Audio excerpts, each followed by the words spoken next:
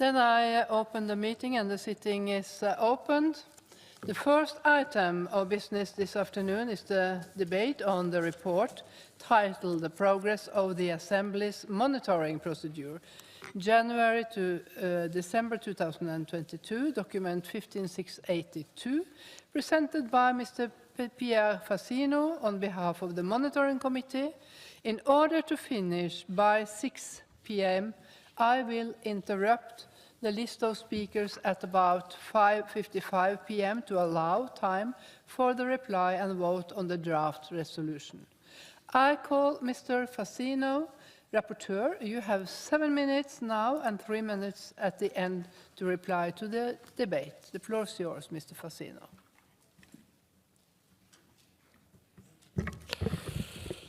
Merci, Madame la Présidente. Vous avez reçu le rapport d'activité de la commission de monitorage et de suivi pour le 2022. Pendant ces années, on a monitoré 11 pays comme la procédure de monitorage. Ils sont tous pays de l'Europe centrale et orientale. 3 pays avec la procédure de post-monitorage. Aussi, ces 3 pays sont pays de l'Europe centrale et orientale.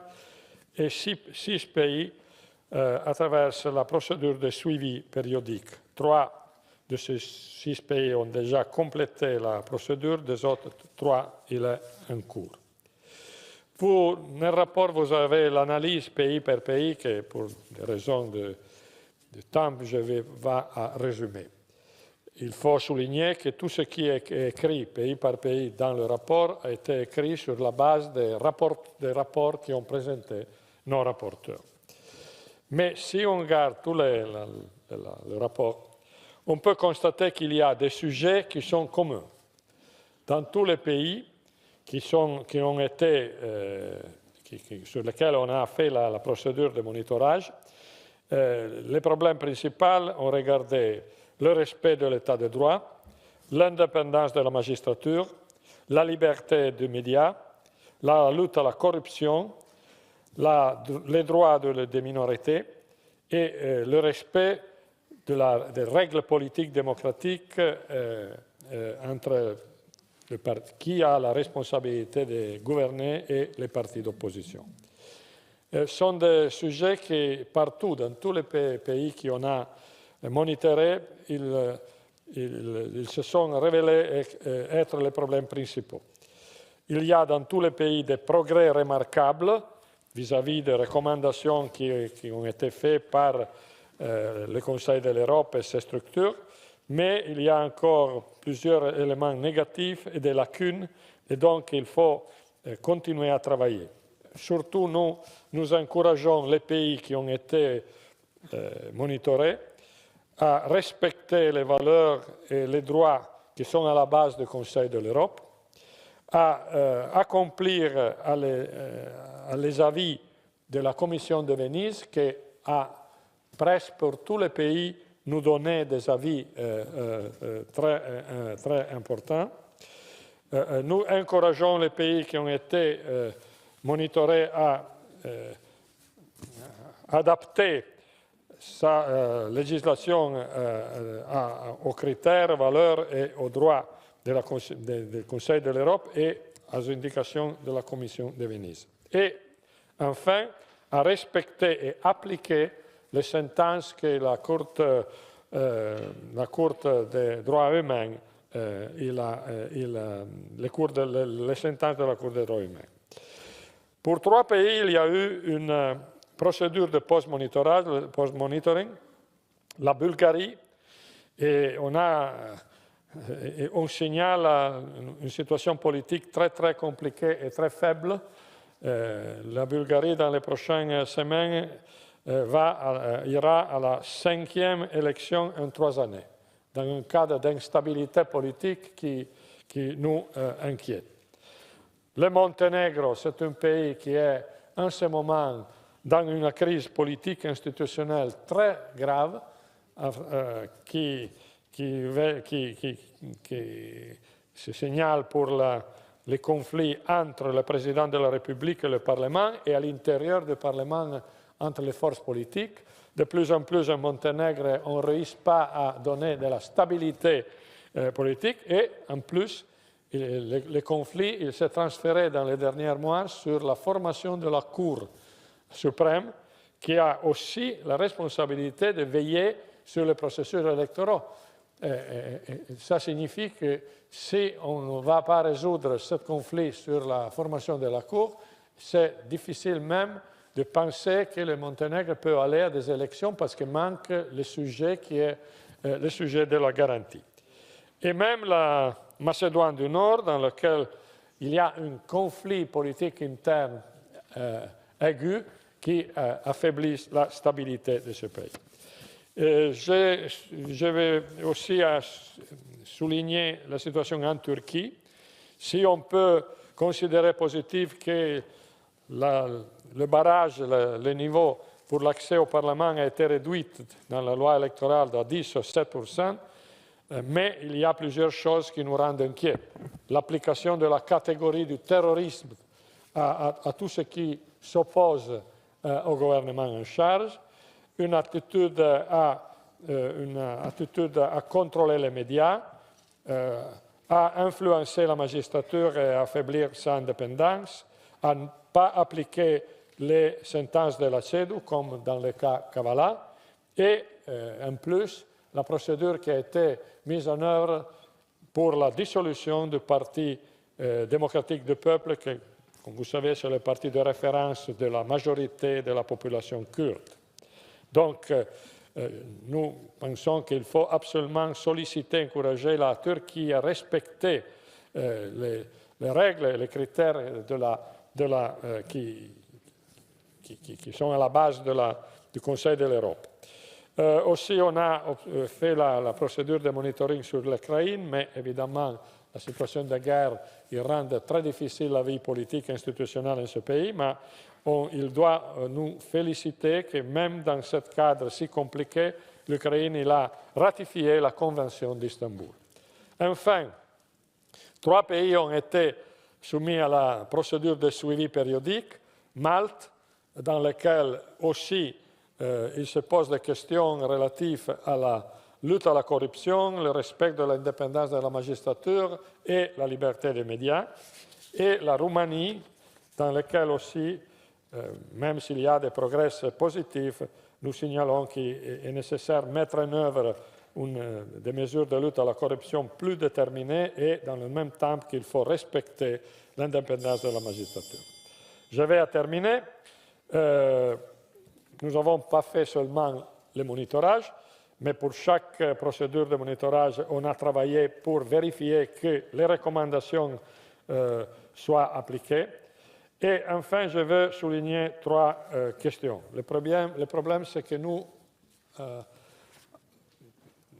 situation politique à l'intérieur et institutionnelle à l'intérieur de plusieurs pays nous sollicite d'avoir un temps plus large pour conduire les monitorages.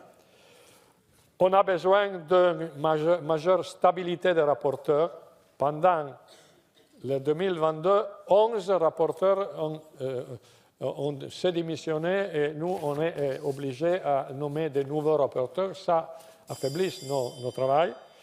Et enfin, je pense qu'il faut en tout cas remercier tous les rapporteurs qui ont travaillé à différents rapports et solliciter les groupes politiques à donner une attention prioritaire à l'activité de monitorage et donc aussi à nous aider pour rendre plus stable et plus ferme le travail de notre commission. Merci, Madame la Présidente.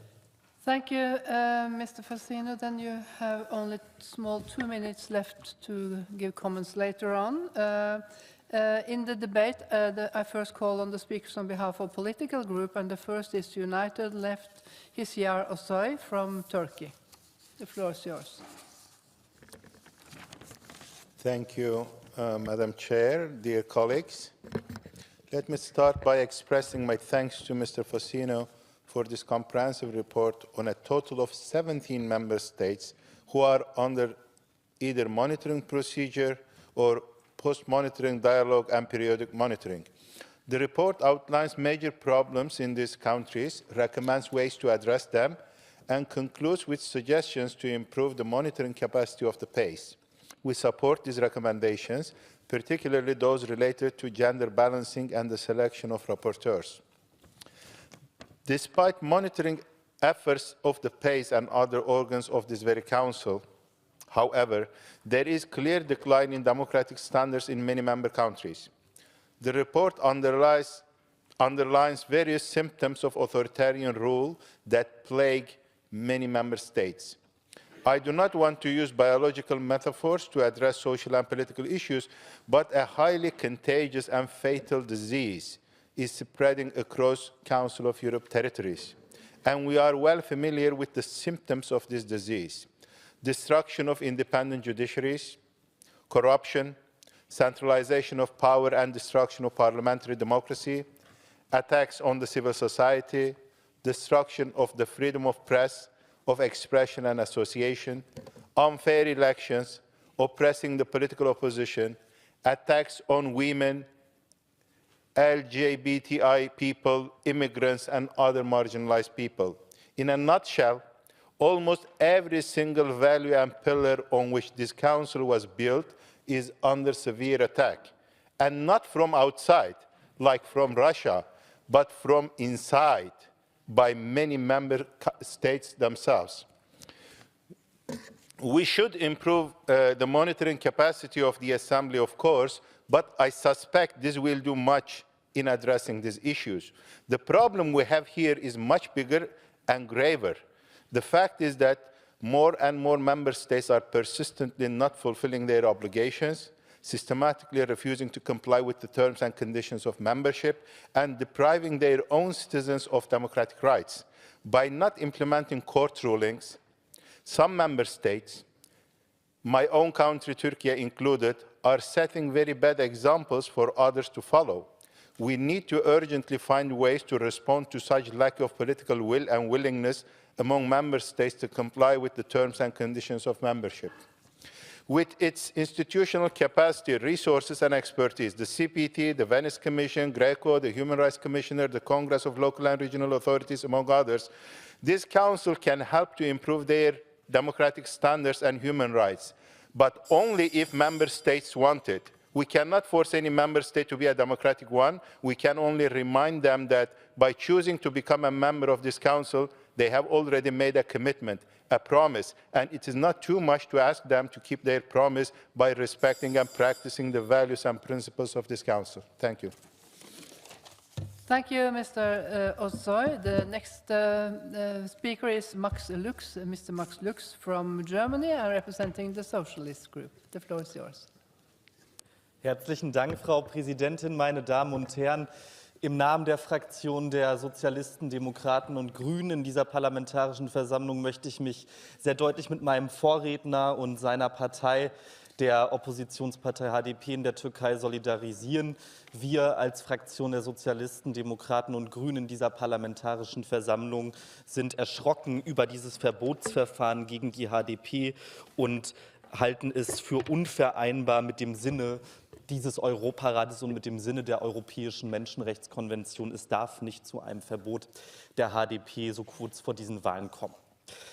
Für diesen Bericht, für den wir sehr dankbar sind, hoffen wir alle, dass er der letzte sein wird, der sich so gravierend mit den Menschenrechtsverletzungen in Staaten beschäftigen muss, auf deren Mitgliedschaft wir so stolz sind in dieser Organisation. Es sind nämlich nicht so sehr die Starken in unseren Gesellschaft, die einen starken Rechtsstaat, die eine unabhängige Justiz, die eine konsequente Gewaltenteilung brauchen, sondern es sind vielmehr die Schwachen, die das benötigen, denn sie sind diejenigen, die von autoritären Tendenzen zuerst und am schwersten gezielt getroffen werden und die von uns als Delegierte im ältesten Menschenrechtsparlament der Welt zu Recht erwarten, dass wir uns schützend vor sie stellen. Der Titel Fortschritt des Monitoring-Verfahrens der Versammlung mag in dem Lichte ganz schön abstrakt klingen, aber er ist konkret. Er ist konkret für die JournalistInnen, die aufgrund guter investigativer Arbeiten verfolgt werden. Er ist konkret für Minderheiten, die wie sexuelle Minderheiten von Politikern als abnormal bezeichnet werden, und er ist konkret für ethnische Minderheiten, die vom Staat zu oft auch bewusst nicht geschützt werden, wenn sie auf Hass und Gewalt stoßen. Und lassen Sie mich bitte dem Berichterstatter dafür danken, dass er in dem Lichte beispielsweise auch auf die Current Affairs Debate hinweist in seinem Report, die wir in der Parlamentarischen Versammlung in der letzten Sitzungswoche geführt haben. Das zeigt, wir als Europarat sind auch immer wieder bereit, uns zu modernisieren, sind auch beispielsweise bereit, für die LGBTI-Community in allen 46 Mitgliedstaaten ein starker Anwalt zu sein. Meine Damen und Herren, wir sind nicht hier, um die Finger auf andere zu richten. Wir sind hier von einer Erkenntnis getragen: Wenn wir die Menschenrechte nicht in allen Staaten dieser Organisation verteidigen, dann werden wir sie für niemanden verteidigen, und deshalb müssen wir sie verteidigen, und dieser Bericht gibt Hoffnung, dass wir weiter hinschauen werden, und dafür danke ich sehr dem Berichterstatter. Thank you, Mr. Lux. And the next speaker is Mr. Vladimir Vardayan from Armenia and representing the EPP group. The floor is yours, sir. Thank you, Madam Chair. First of all, let me express the words of gratitude to the Monitoring Committee and the reporter for the excellent work done. And thank you for identifying the common problems we face, problems concerning the judiciary, corruption, elections, which unfortunately are still the part of our life and the part of the monitoring procedure. For sure, during this period, some countries have bigger and better success in comparison with the others. Some countries still have some shortcomings, but for some of the countries, both in the monitoring and post-monitoring procedure, as well as for the countries in the periodical review, we may call this report as rather regress report than progress report. You know, I agree with previous orators who said that our organization is about promise. We give this promise to our people, we give promise to each of us, and the obligation we are undertaking should be respected and protected, because we are not vis-à-vis obligations, we are obligations before our people, before our values.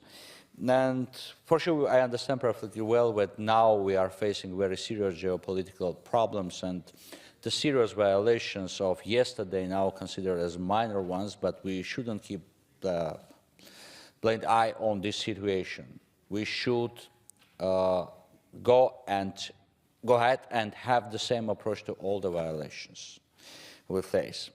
Unfortunately, we should say that some member states are still continue behavior which is rather not corresponding to the values of this organization. For example, a couple of days ago, one of the leaders of the country expressed that if they don't want to have a peace treaty on our conditions, so our borders will be there where we like. Sorry, this is not the Council of Europe rhetoric. This is not something which should be considered as the obligations, in the framework of the obligations before the Council of Europe. Ladies and gentlemen, dear colleagues, at this very moment when in this cozy hemicycle we discussing the issues concerning the protection of human rights, 120,000 people who are protected under this organization, under this assembly, and under this European Convention of Human Rights, we're starving. Starving, and we are waiting for any kind of response from international community. And this is quite important, that this organization should have the same standards to all the countries, to all the corners of the Council of Europe, since all the citizens protected under the European Convention should have the same guarantees of human rights and should benefit from the values of democracy. Thank you. Thank you so much, Mr. Vardanyan. And the next speaker is Mr. Julian Bulai from Romania, representing ALDE Group. The floor is yours. Thank you so much, Madam President. Dear Chairperson, Mr. Fassino, dear representatives of the Secretariat, thank you for what you're doing in the Monitoring Committee and for all your dedicated work and for this report. I have only one reason for being reluctant in saying that I think this is the most important committee, and that is because we have to be appreciative for all the work being done in all the committees, but this committee is really important because it is in camera, and then you can have a real discussion and a sincere discussion without the pressure of going public. And I really appreciate this, and all the actors within our committee is appreciating this very much. That being said, I am very much thankful for the rapporteurs for their great reports last year for both Turkey, Hungary, also Georgia. That being said, there have been also great periodic review reports on several countries, including Romania. A very good report. I thank the rapporteurs for that. The monitoring committee is the committee where members of the Assembly can request opinions from the Venice Commission. And traditionally, this is a tool used, out of my experience, mostly by Central Eastern states. It is extraordinary that also in in-camera setting, Western members of the Council of Europe are very keen on finding out more on their inner issues by demanding an opinion from the Venice Commission. And I really, really appreciate this because this is a real true mirror where you can see yourself with where you stand now and you can improve it. And in this committee, this happens without the pressure of public exposure. That being said, one final remark in a better version of this committee would be to have a sort of relation with the Office of the Human Rights Commissioner, as we could ask opinions from the Venice Commission in order to issue statements on the legislative pieces initiated in the national parliaments or by the governments. I think it would be excellent, respecting the independence of the Human Rights Commissioner Office, also to have a type of relationship, institutional relationship between this committee and the Human Rights Commissioner Office in order to ask for pertinent opinions when there is an obvious suspicion of human rights breaches. Is this something that we could do in the coming summit of the Reykjavik? Yes, probably. There is a way to go in order to reach a point where there could be a coordination relationship between two entities, yes, but here we are, it's a good committee, it can be even perfect. Thank you. Thank you, Mr. Bulay. The next speaker is Mr. Asim Muladzada from Azerbaijan. Yeah, the floor is yours, representing the European Conservatives. Thank you very much, Madam Chair. I would like to express gratitude to Chairman of Monitoring Committee. Very important information, in some cases in very good details.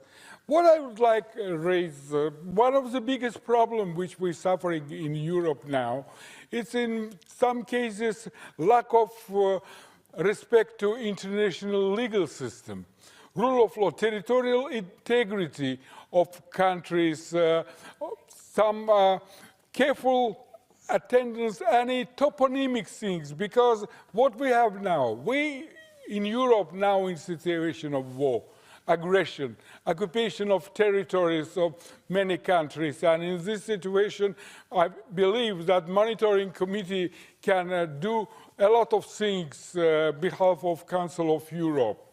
Also, what we have now, it's starting monitoring of big countries, because usually new members or small countries under scrutiny.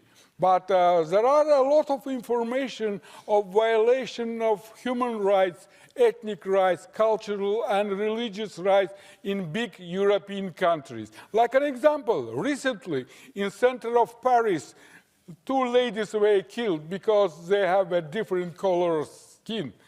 Attack to synagogue. 80,000 citizens of France with Jewish origin now left, and there is in our Israel, there is a village of French citizens of Jewish origin. And I think that this type of monitoring of France, trying to prevent anti-Semitism, anti-Islamism, and racism is important also for Netherlands. And because in Netherlands we had a lot of facts, burning of mosques, attack to synagogue, and we believe that monitoring procedure will open these things which are against the major European principles of human rights, democracy, and rule of law. I hope that monitoring committee will have the same scrutiny for big countries, member of European Union, where situation, especially on situation related to hatred, religious hatred, cultural hatred, we should stop it because it's really very dangerous. Thank you. Thank you, Mr. Mulatzada. The next speaker, and then I continue on the speakers list. I look at seat 100, but the Irakli Shikovani from Georgia and the Socialist Group, but you are, yes, you are in another place. Thank you, Madam Vice President. I would like to thank Mr. Fasino for compiling the work that has been done within the monitoring committee. I think the work that has been done over the year, and especially taking into account that this year was the post-pandemic year, there's a lot of things that have been done, and truly this is the progress. And I will be very short to underline that it is very important that my country, the country that is under the monitoring, has a great working relationship with the institutions of the Council of Europe and the Parliamentary Assembly itself. Also, I would like to underline and thank the professionalism and the dedication of the rapporteurs, and thank them for their efforts, and of course the representatives of the Secretariat. There are many things that in my country we are still working, but the progress is obvious, and I also would like to welcome that the cooperation and the relationship that we have with the monitoring procedure has been exemplary, and in this regard Georgia will continue its work to make sure that we comply with all of the obligations that was taken by my country, and rather sooner we'll move to the next stage than later. Thank you. Thank you, Mr. Shikovani. The next speaker is from Armenia, and it's Haik Marianyan, representing EPP. The floor is yours, sir. Thank you, Madam Chair. Dear colleagues, I can see the looks on your faces. Armenians are going to speak about Azerbaijani aggression, POWs, Nagorno-Karabakh conflict, and Azerbaijani delegation will burden you with the flow of fake information. But let me explain you why we are obliged to speak up about the humanitarian catastrophe caused by the Azerbaijani blockade of the Lachin corridor and other above-mentioned topics. Please consider my words not as a political speech, but as a food for thinking. For instance, some of us today, after the session, will visit one of the restaurants here in Strasbourg, and I'm asking you, while choosing your dinner, please keep in mind that 120,000 people in Nagorno-Karabakh have nothing to choose from but the plain pasta or buckwheat. No vegetables, no fruits, nothing. And when you, honorable colleagues, will get to your cozy and warm hotel rooms to hide from the cold wind and watch some news, please remember that 120,000 Armenians have no gas and electricity for 6 to 8 hours a day. For those of you who have children, please imagine, what would you do if someone in the world would hinder their education? If it would be so cold in the classrooms that the schools had to shut down for almost a month? And if any of you will have a headache after a long day, please, while swallowing a painkiller, remember that 120,000 Armenians in Artsakh are running out of meds. And when Mr. Saidov will tell that self-proclaimed activists are exercising their magnificent right of freedom of speech, though the sentence freedom of speech in Azerbaijan is an oxymoron, please remember that Azerbaijan is 104th in environmental performance index by Yale University. And I don't recall any mass ecological protests in Azerbaijan, though a few moments ago we witnessed an Azerbaijani representative questioning French democracy. Could you imagine that after 9th of November of 1989, after the fall of the Berlin Wall, in Europe there will be a place where families and relatives are forcefully divided? In 21st century, children are not able to meet their parents for more than 1.5 months. But make no mistakes, we can't wait for 30 years. The Lachin corridor has to be unlocked now. And as Lemkin Institute for Genocide Prevention stated a few weeks ago, the world must act immediately to prevent a second Armenian genocide. Thank you, and I call you to support the amendments presented by the Armenian delegation.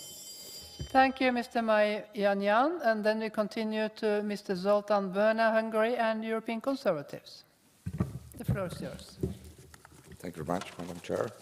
Dear colleagues, dear rapporteurs, Hungary is a strongly committed member state of the Council of Europe, and it supports the work carried out by the Monitoring Committee. We strongly oppose to mix Hungary's obligations under EU law and Council of Europe membership. EU-level issues are outside the competence of the Council of Europe.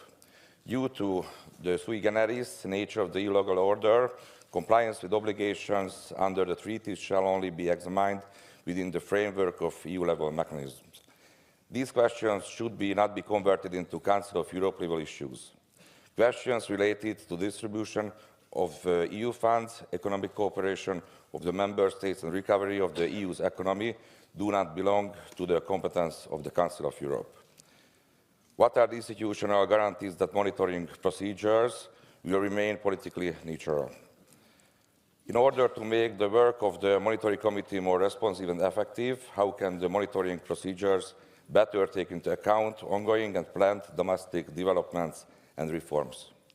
All reports should be factual, objective, based on reliable sources. For example, in the last report on honoring the obligation and commitments by Hungary, there was a number of references to individual cases, and they are discussed in surprising detail. If in an administrative procedure, the authority complied with provisions of the law, if the judicial review by independent court in a fair process was ensured, then the outcome of the procedure cannot be addressed in the framework of membership obligations to the Council of Europe. We believe that issues which had been satisfactorily concluded years ago have no added value in the assessment of the situation currently prevailing in a monitored country, but rather reflect a biased attitude within the report. If the aim of the monitoring procedure is to avoid the changes in rapporteurship during the two-year periodic review, would not the extension of the duration of the monitoring procedure to 3 or more years be counterproductive? Last but not least, a number of reports refer to the same sources and to the findings of these as well. This way, through the system of circular references, one single statement formulated by an NGO or by the Venice Commission has a double or triple effect, while the opposing opinion do not have such an impact, which questions that objectivity of a report. Thank you very much for your attention. Thank you, Mr. Börner. The next speaker is Mr. Archil Talakvatse from Georgia and the Socialist Group. Yes, the floor is yours.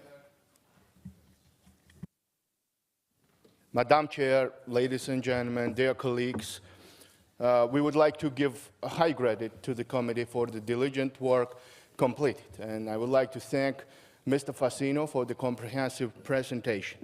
First, we would like to appreciate strong wording in the resolution in support of Georgia's territorial integrity. The fruitful cooperation with the Council of Europe gives us further motivation to consolidate our democracy and continue work on reforms. And it is helpful that the resolution highlights the importance of the wider and constructive participation and the engagement of the political parties in the process of implementation of reforms. Despite the occupation of Georgia's territories by the Russian Federation, Georgia has proved that we are able to deliver reforms and to consolidate our democracy further, to strengthen rule of law and protect human rights in the country. The work completed by us in the recent years includes ensured and greater guarantees for the protection of human rights through the constitutional amendments, new labor law, and successful penitentiary reform with a double-fold decrease of the prison population, new legislation on child's rights and the juvenile justice, new legislation enforced on disability rights, and new regulations on environmental protection and biodiversity. Georgia has a stronger parliament now. Georgia has more pluralistic parliament now, with stronger instruments on oversight and stronger mechanisms to hold government accountable. We enforce the laws to support greater participation of women in politics.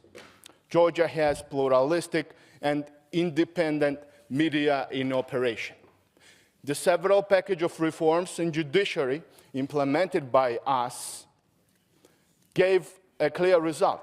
We observed that applications against Georgia in the European Court of Human Rights decreased by 60%.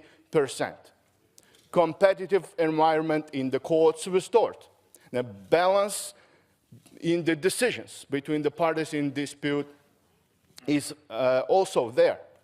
And this promising results ensures us that reforms for the judiciary system must continue.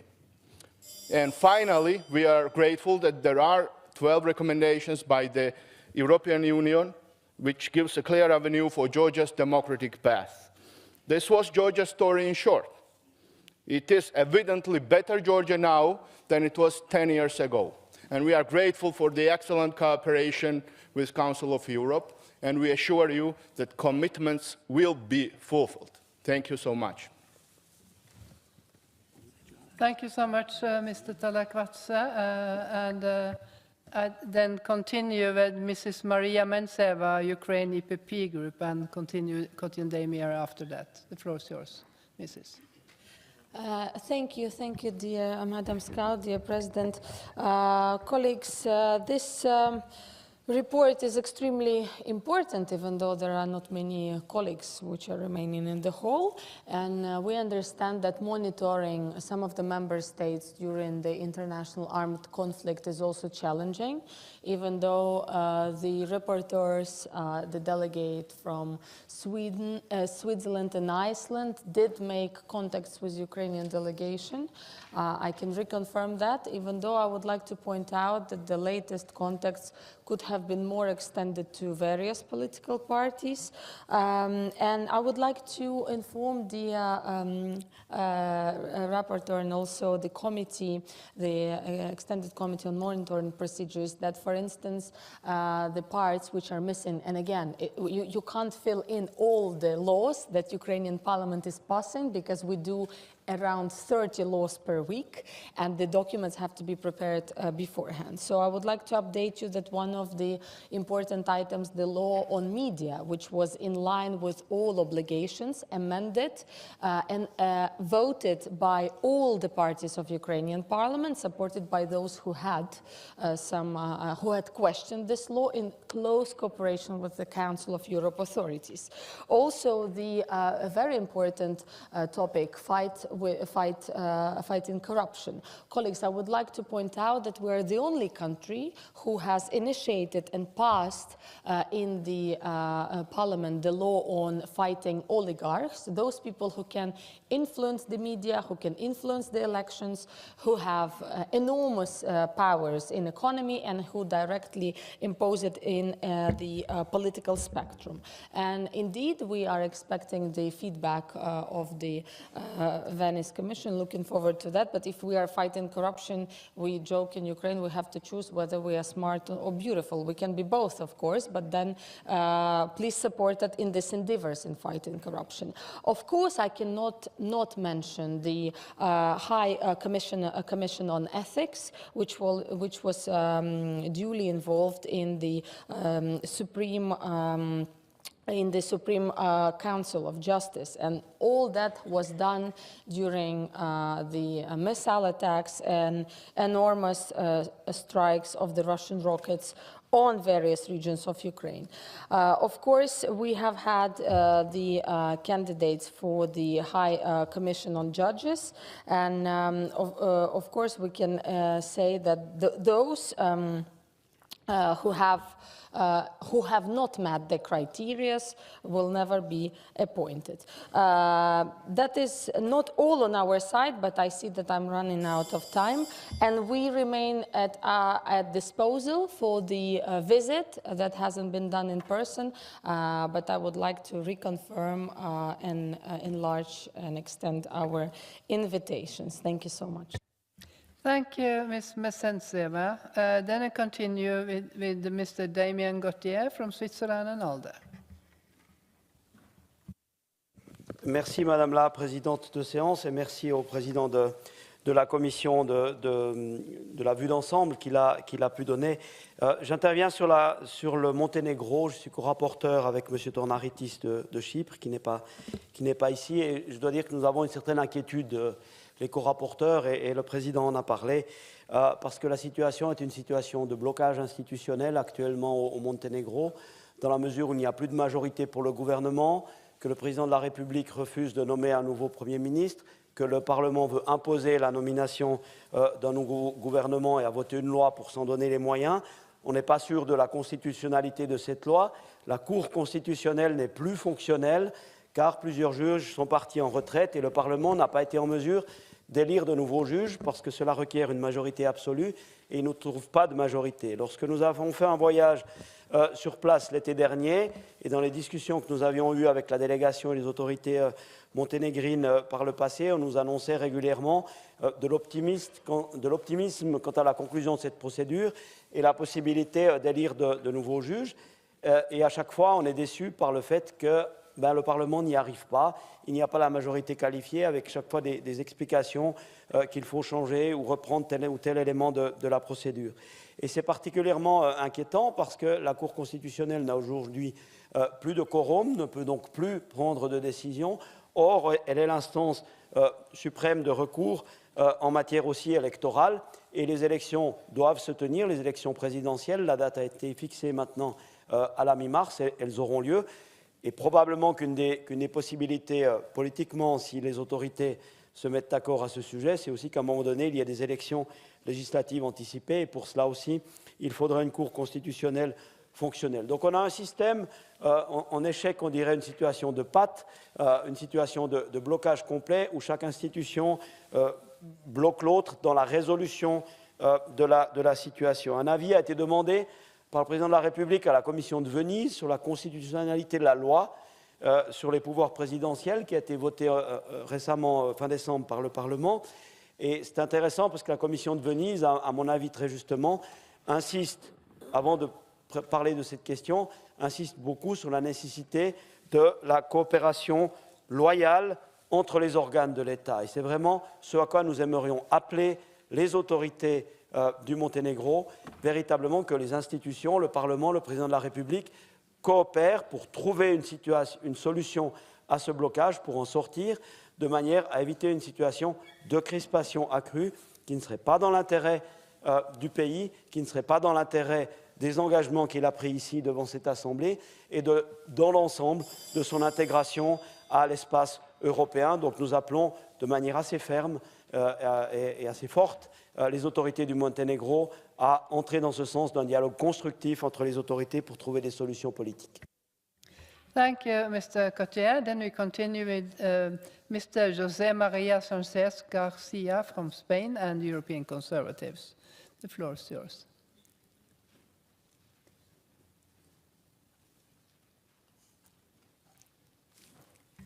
Gracias, señora Presidente. Me voy a referir a los casos de Polonia y Hungría, ambos estados bajo monitorización o control de la Asamblea. El informe es claramente más detallado respecto a Polonia y se insiste en el caso de Polonia en que ha habido dos pronunciamientos de la Corte Constitucional polaca que han declarado que es incompatible la Constitución polaca con el artículo 6 de la Convención Europea de Derechos Humanos, tal y como viene siendo interpretado por la Corte. Este informe insiste además en que Polonia debe cumplir las sentencias de la Corte Europea. Todo ello suscita un problema muy relevante desde el punto de vista jurídico, a saber, el problema de la superioridad o supremacía del derecho del Consejo de Europa, léase la Convención de Derechos Humanos, además de sus sentencias, la posible supremacía respecto a la Constitución polaca, es decir, un debate mutatis mutandis semejante al que se está produciendo en la Unión Europea respecto de la primacía del derecho de la Unión Europea sobre las normas constitucionales de los Estados miembros.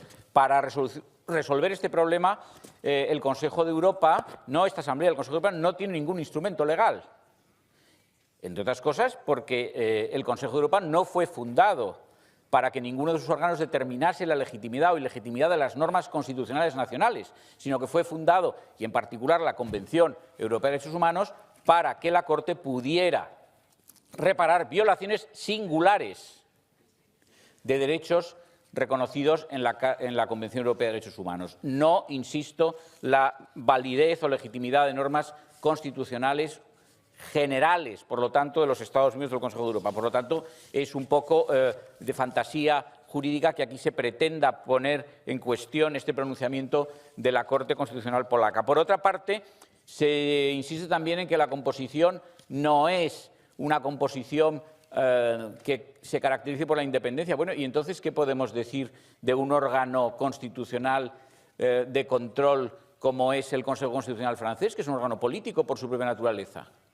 Tampoco es independiente, aquí nadie lo pone en cuestión. Por no hablar de estados que siguen el modelo de Kelsen, como es el caso de España, en que el Tribunal progresivamente, el Tribunal Constitucional cada vez es más dependiente político. No voy a mencionar a los últimos avatares que ha sufrido ese Tribunal Constitucional español en el último mes para conseguir por el Gobierno español que sea totalmente dependiente. Por último, independencia del Consejo del Consejo del Poder Judicial también de Polonia. Bien, pero vamos a ver, ¿y el Consejo General del Poder Judicial español o el italiano de la magistratura? Son todos dependientes de los partidos políticos. Se eligen mediante el sistema de lotización. Por lo tanto, ¿cuál es aquí la rareza o el escándalo? Concluyo. Hungría. Yo pensé que habíamos decidido todos ser demócratas. Ahora, si a Hungría se le tiene que monitorizar porque sigue unas políticas en materia de educación, de libertad religiosa y de libertad ideológica disconformes con el mainstream y el establishment, pues entonces parece que la democracia ya no gusta. Es evidente que en Hungría se siguen políticas que defienden una concepción tradicional de la vida que no es aceptada por muchos partidos políticos europeos y, por lo tanto, por muchos partidos políticos europeos que actúan contra la libertad. Nada más. Thank you, sir. I ask you to respect the speaking time because you're taking time from your colleagues. The next speaker is Mr. Ahmed Yildiz from Turkey.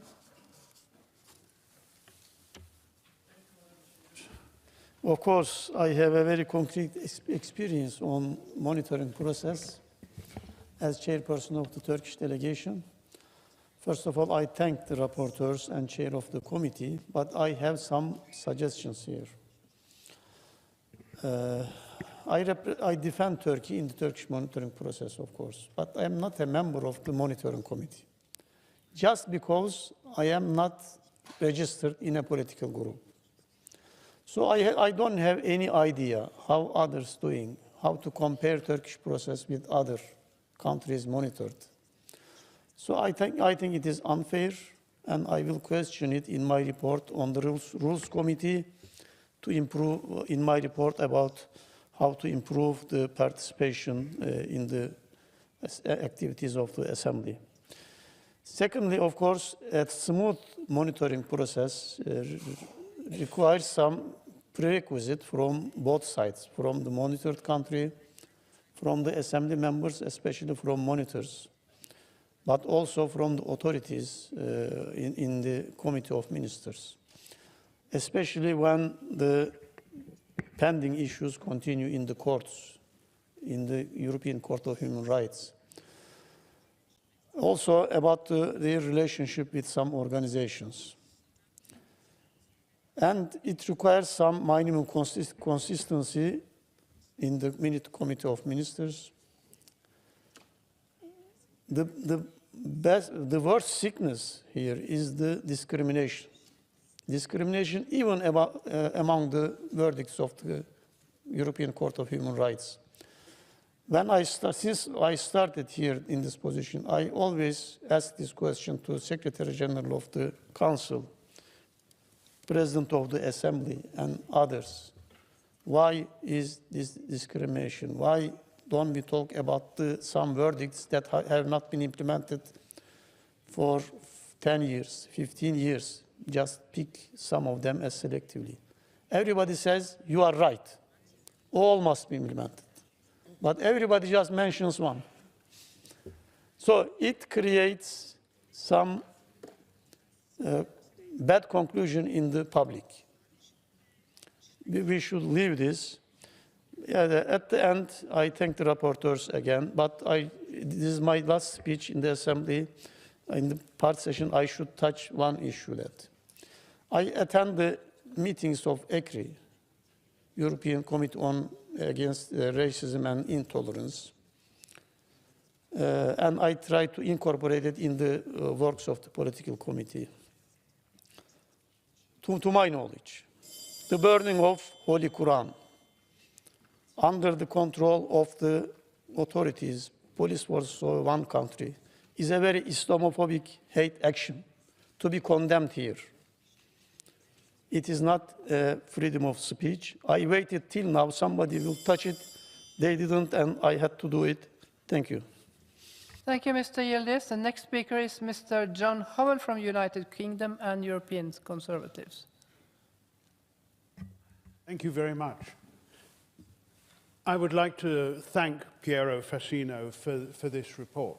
I would say that, wouldn't I? I'm one of his rapporteurs, so I have a self-interest in doing that, but I think his report is a good report.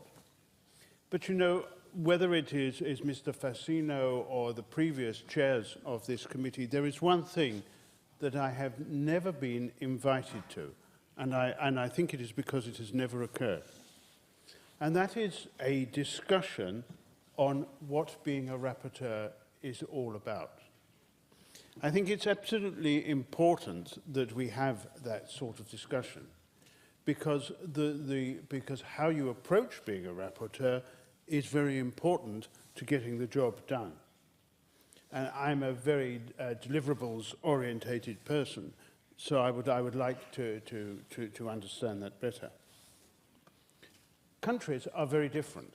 So what I'm not requiring is a standard template that applies to all rapporteurs, and they just have to follow that template.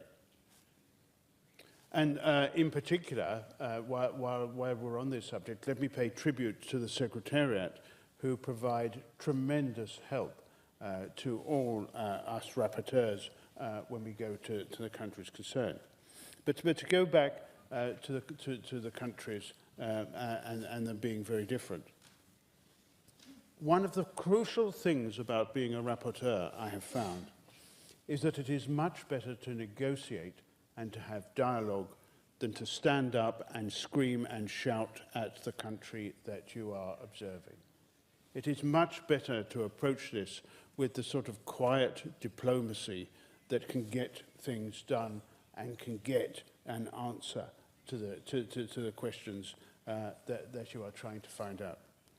And I do think that that is crucial for everyone to take on board.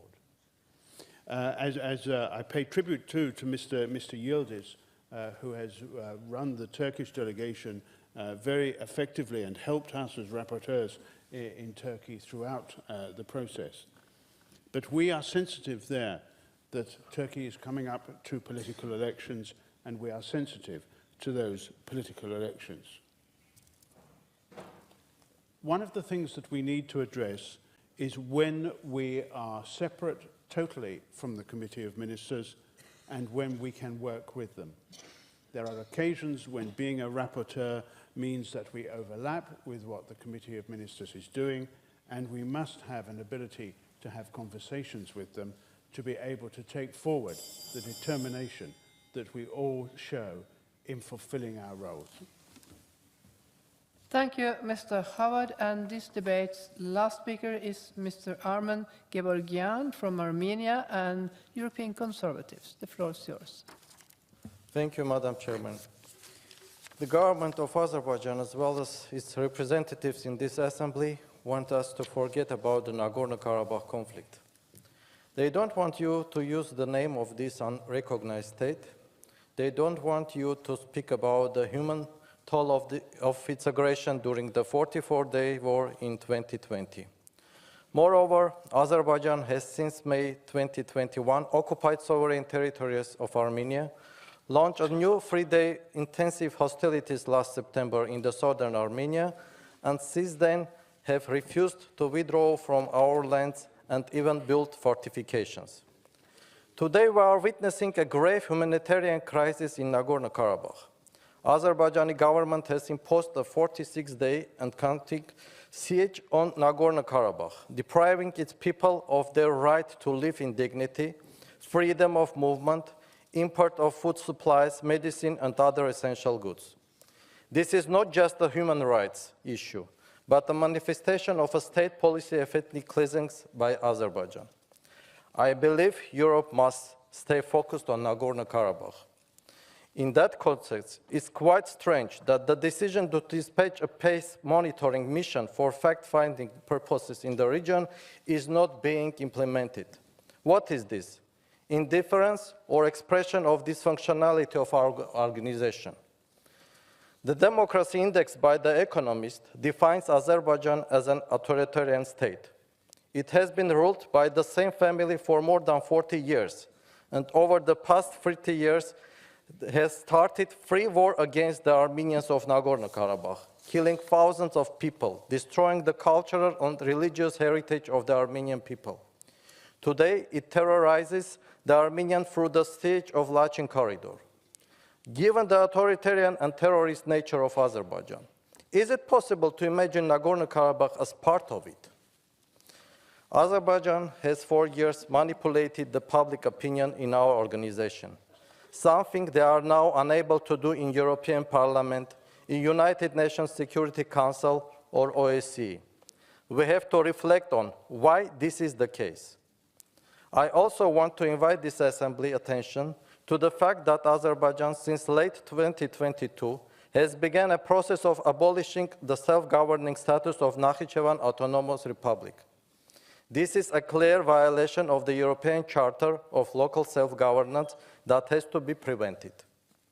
Madam Chairman, it is also time for this Assembly to very seriously consider non-recognition of credentials of those delegations whose governments are engaged in transboundary use of force or other serious and systematic violations of human rights, be that in their own territory or abroad. Thank you.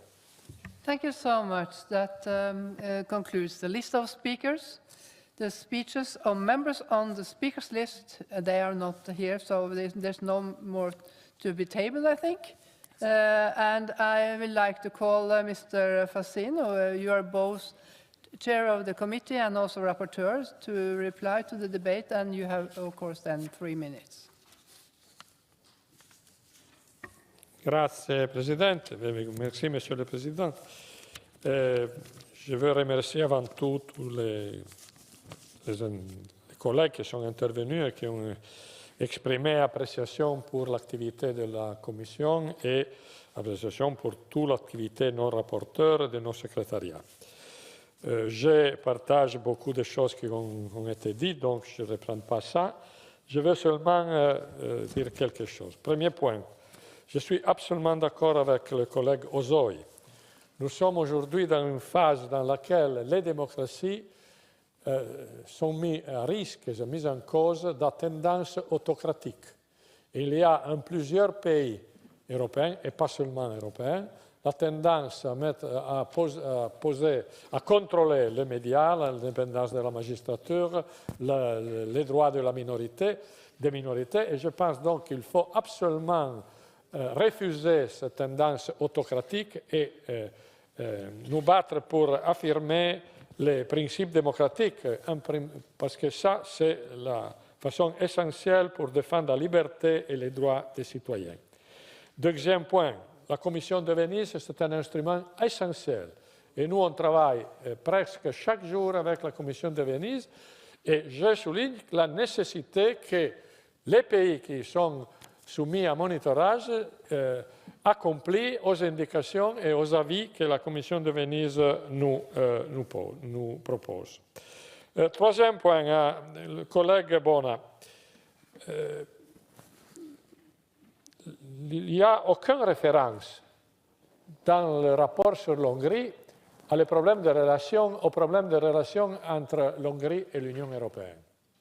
Et nous, on ne substitue pas l'activité et les fonctions de l'Union européenne. Mais les questions que nous avons posées dans la procédure de monitorage de l'Hongrie concernent le respect des principes, des valeurs et des critères qui sont établis à la base du Conseil de l'Europe. Et chaque pays qui est membre du Conseil de l'Europe, et l'Hongrie, il est membre de notre Conseil, il est obligé à respecter et accomplir les critères, les valeurs et les principes qui règlent la vie de notre Assemblée. Pour cette raison, je dis à M. Sánchez qu'il a souligné qu'il y a dans plusieurs pays la tendance de la politique à envahir l'activité de la magistrature ou contrôler les médias, qu'accomplir aux critères, aux valeurs, aux avis de notre Assemblée et du Conseil de l'Europe, c'est la façon pour respecter l'autonomie et l'indépendance de cette institution, et pas le contraire. Et enfin, je veux dire à M. Sánchez encore qu'il n'est pas en cause les droits de la Pologne, de l'Hongrie, de chaque pays de se donner les lois qu'il veut. Mais il ne peut pas prétendre de se donner les lois qu'il veut et dans le même temps d'être membre d'un Conseil d'Europe si ces lois ils sont en contradiction avec les critères, les valeurs et les règles du Conseil de l'Europe. Ça, c'est la question. Il faut seulement choisir. La Pologne, elle doit choisir si elle veut être membre de notre Assemblée, et alors, il est membre de notre Conseil et notre Assemblée, il doit respecter les règles qui nous concernent. Il veut faire des autres choix, libre de les faire. Mais alors, il ne peut pas prétendre d'être membre du Conseil de l'Europe. Il faut être clair sur cette question. Enfin, je partage entièrement ce qu'a dit M. Howell. Je pense que l'activité de monitorage, ce n'est pas une activité de justice. Nous ne sommes pas un tribunal. Nous exerçons l'activité de monitorage pour vérifier les standards démocratiques dans les pays de notre institution et pour favoriser que les pays accomplissent à tous les valeurs, les droits et les critères de notre institution. Et nous, on veut accompagner ces pays. Et donc, les recommandations que nous approuvons, les avis de la Commission de Venise, sont des instruments qui doivent encourager les pays membres à se donner des lois, des règles, des attitudes qui soient cohérentes avec les standards démocratiques de notre Assemblée. Et je partage, comme il a dit M. Howell, et je vais terminer, que nos rapporteurs, tout de suite, un mot, que nos rapporteurs doivent être avant tout des hommes et des femmes de dialogue pour avoir une attitude positive avec les pays qui sont soumis à un monitorage et ensemble travailler pour des finalités qui sont communes. Merci, Madame la Présidente. Thank you, Mr. Fassino. The debate is closed. The Committee on Monitoring has presented a draft resolution on document 15682, to which 2 amendments and 1 sub-amendment have been tabled. Amendments will be taken in the order in which they appear in the compendium, and I remind you that speeches on amendments are limited to 30 seconds.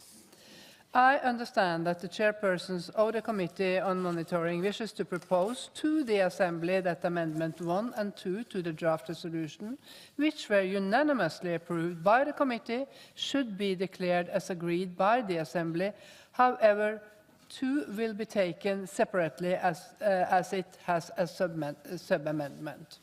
Therefore, Amendment 1 to the draft resolution, which was unanimously approved by the committee, should be declared as agreed to the Assembly. Is it so, Chairperson? Yes, it's so. Does anyone object? Oui. Yeah, oui. Does anyone object? No? I see none. There is no objection. I declare that Amendment 1 to the draft resolution have been agreed. And I call Mr. Armen Rustamanyan to support Amendment 2. You have 30 seconds. Yes, and another one want to, he's not in the plenary. 333, you have the floor. I do not see, introduce yourself. 30 seconds. Thank you, Madam Chair. This amendment has also passed unanimously after being sub-amendment by the rapporteur. It reflects the interim measure by the court on the Lachin corridor. Thank you. Thank you, Mr. Rubinian. I call Mr. Fassino on behalf of the Monitoring Committee to support the sub-amendment. You have 30 seconds. Another one want to support? Mr. Sado, to support? You are against the amendment. You are against. Then, yeah. But I call Mr. Fassino on behalf of the Monitoring Committee to support Oui, the amendment. oui, mon sous-amendement oral signifie de biffer les mots the unblocking of. Et donc, après cette correction, le texte sera implemented the institution of 21 December 2022 regarding the Lachin corridor. Thank you. And then I also have to call anyone else to speak against the sub-amendment. I think it was Mr. Sado. Yes? Madam President, actually, this is a little bit, I think, misunderstanding. Mr. Rubinian, actually Mr. Rustamian, presented this amendment. And of course, I was against, because this amendment absolutely changed the decision and the interim decision of the European Court of Human Rights, because they are writing about the so-called unblocking, but in the decision you can see alleged, the word alleged. That's why I was against. In this case, my president of the committee, Mr. Fassino, said that he's going to present sub-amendment. And he already said about that. Sub-amendments is acceptable. And that's why I am against completely amendments which presented by Mr.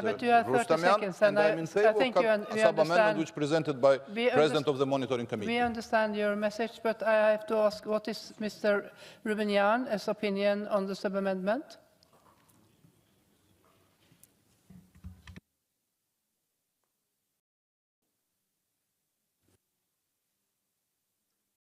No, but I'm for. You are in favor of the sub-amendment, yes? Yes? And the committee is obviously in favor. I shall now put the sub-amendment to the vote, and the vote is open.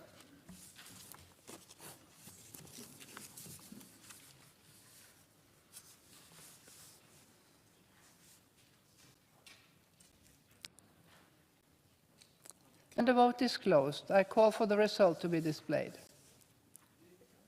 And the sub-amendment is agreed to. Now we come to the main amendment 2 as amended. Does anyone wish to speak against the amendment? No, I see none. The committee is obviously in favor.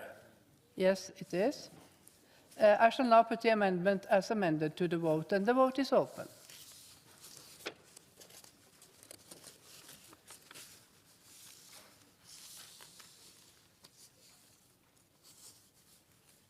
And the vote is closed. I call for the result to be displayed. And Amendment 2, as amended, is agreed to.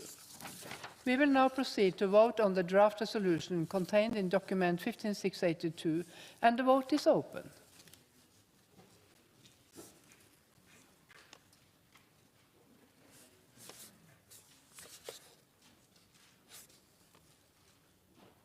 And the vote is closed. I call for the result to be displayed, and the draft resolution in document 15682 is adopted.